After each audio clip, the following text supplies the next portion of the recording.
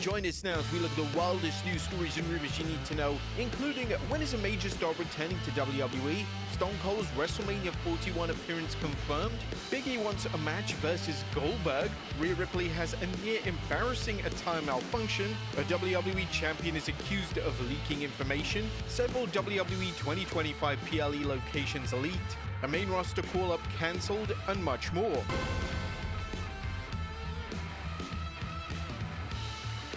Now first we looks at when is a major WWE star returning. Now our top story today takes a look at the latest when it comes to the return of Aleister Black. WWE would air a mysterious vignette on this week's SmackDown, and if reports are correct, this is the return of Aleister Black.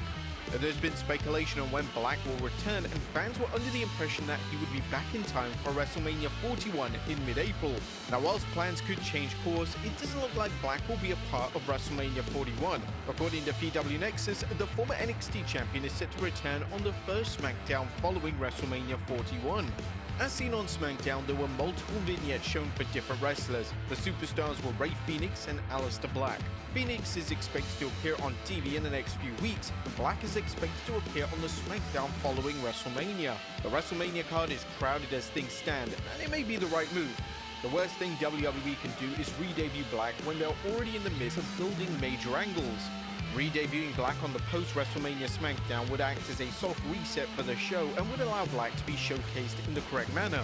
It's unknown what the creative plans for Black currently are, but if Black's NXT booking is anything to go by, he's going to be a top guy on the Blue brand. Under Triple H, Black was consistently in prominent angles, and he was never far away from the main event picture in WWE.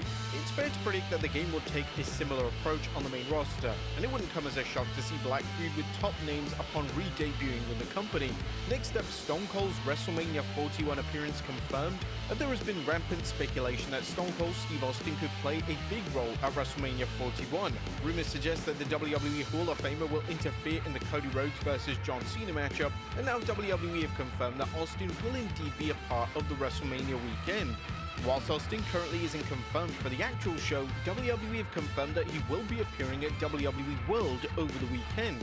Surely all the signs are now pointing at Austin making an appearance on the show of shows.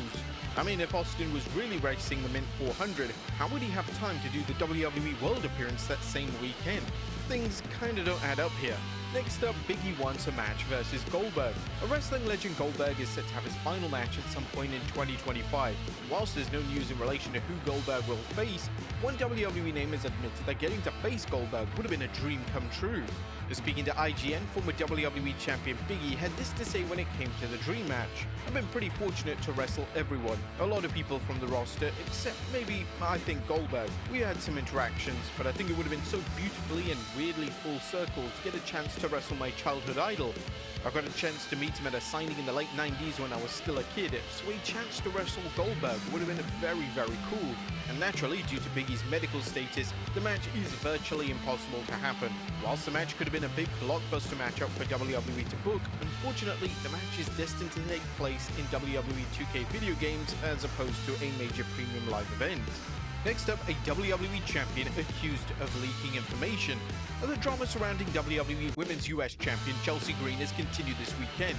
Certain fans on social media have accused Green of leaking information to wrestling journalists, and this weekend, a fan boldly claimed that Green leaked information surrounding Jade Cargill to Dave Meltzer. The tweet with the accusation received a lot of attention, and Green evidently saw this and decided to respond. Amanda, please, I'm trying to say this as kindly as I can. F right off unless you are here and know what you're talking about. You and the rest of these internet trolls who deem someone guilty without any information are the problem, and that's on misinformation. As we've directly addressed before, making these kind of allegations without any evidence is extremely unfair, and it could lead to legal issues down the road. There's no concrete evidence when it comes to Green being the leak, and the agenda against her should be seized. Next up, did WWE turn a tag team babyface? Did WWE turn a tag team babyface? It was only last month when WWE turned the Street Profits into heels. However, based on their presentation on SmackDown this week, it appears that WWE have reversed that creative call.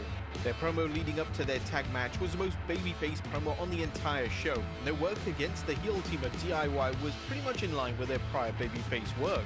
Additionally, WWE released a digital interview with the two, and the new WWE Tag Team Champions once again cut a babyface-style promo.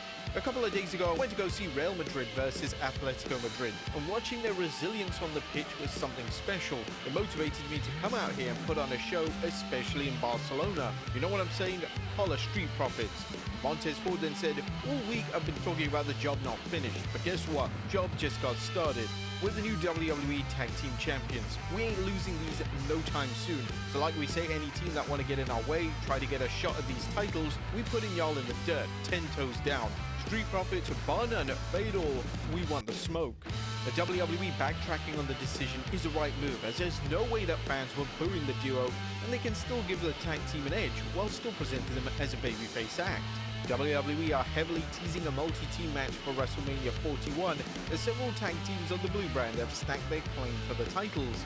A multi-team ladder match is very possible, or they may opt to go down the route of a gauntlet match format. The time will tell, but whatever the case is, it's appreciated that Triple H and the WWE creative team have listened to concerns and criticisms when it comes to the tag division, as evidently they're taking big action.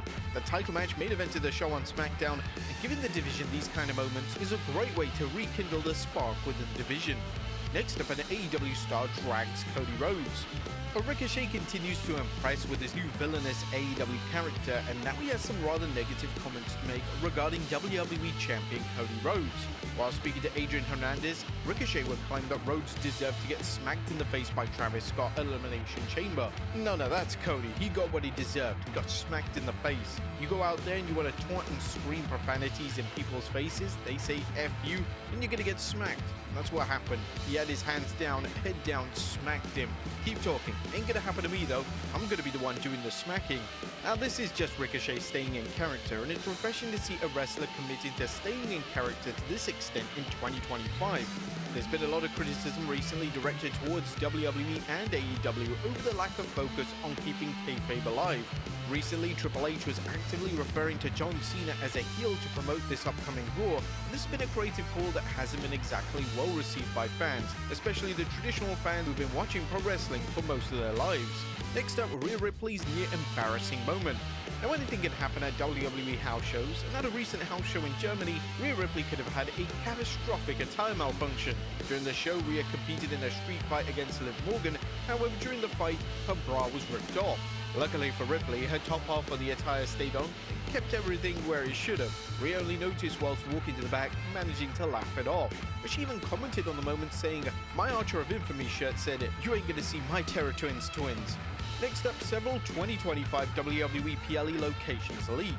The 2025 WWE Premium Live event calendar is starting to take shape, and now we know several more potential locations for the events this year.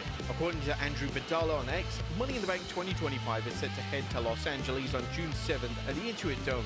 Here is more potential PLE location news for those wondering about the date and location for Money in the Bank 2025. June 7th, 2025, Intuit Dome, Los Angeles, California. I'm waiting for the final confirmation. They will then follow up the tweet with extra information saying, "To further elaborate, since some on this app share one singular brain cell, the confirm I was waiting on won't come from a WWE post, etc. I work in ticketing marketing and the venue confirmed this to me late yesterday. It seems as if it's a full go for Money in the Bank in LA." Additionally, Fightful Select are reporting that Survivor Series 2025 is expected to take place in San Diego, California. And there is sure to be some disappointment when it comes to the lack of international PLEs this year. However, WWE is spending the best part of a month in Europe for a live Raw and SmackDown broadcast, and that's likely why they've opted not to deliver any international PLEs this year. Well, apart from the Saudi shows. Next up, a WWE main roster call-up cancelled. There's a lot of discourse right now on social media when it comes to the main roster status of Roxanne Perez. Perez was called up to the main roster earlier this year, yet since the 2025 Elimination Chamber show, she's been moved back to NXT. Fans have been collectively wondering what happened to the call-up, as at one stage it appeared that Perez was set for a major singles match against Bayley. According to a new report from Fightful Select, the expectation was for Perez to continue a program with Bayley on the main roster following their recent NXT encounters. There were rumors a few weeks ago that Perez versus Bayley would take place at WrestleMania. However, with 5 weeks left into the show, it seems unlikely. A match on the Stand and Deliver card would make a lot more sense at this point, and then WWE can move Perez back to the main roster following WrestleMania 41. Finally, WWE continuing the new Gunther storyline. Our final story today takes a look at potential plans to continue the rivalry between Gunther and Axiom. Axiom would make a surprise appearance on this week's SmackDown, and the talented star received rave reviews for his performance against the world champion. In a post-match WWE digital interview, Axiom would state that he's coming for Gunther, which seems to imply that the feud between the two has some legs beyond the one isolated TV match. Right now, I don't feel good because both of those matches that you mentioned, I lost. I lost against the Hardy Boys, I did lose against Gunther. I feel like I let my entire family down. I feel like I let all my friends down. I feel like I let my tag team partner down tonight. But at the same time tonight, I felt loved. Tonight, I felt hope. Hope that one day I will step back into the ring and I will claim that championship. That one day I'll step back into the ring and I will defeat Gunther. Whilst there's a strong assumption amongst fans that Gunther will drop the world title to Jey Uso at WrestleMania, the past few weeks at Gunther's reign have received universal acclaim and appreciation.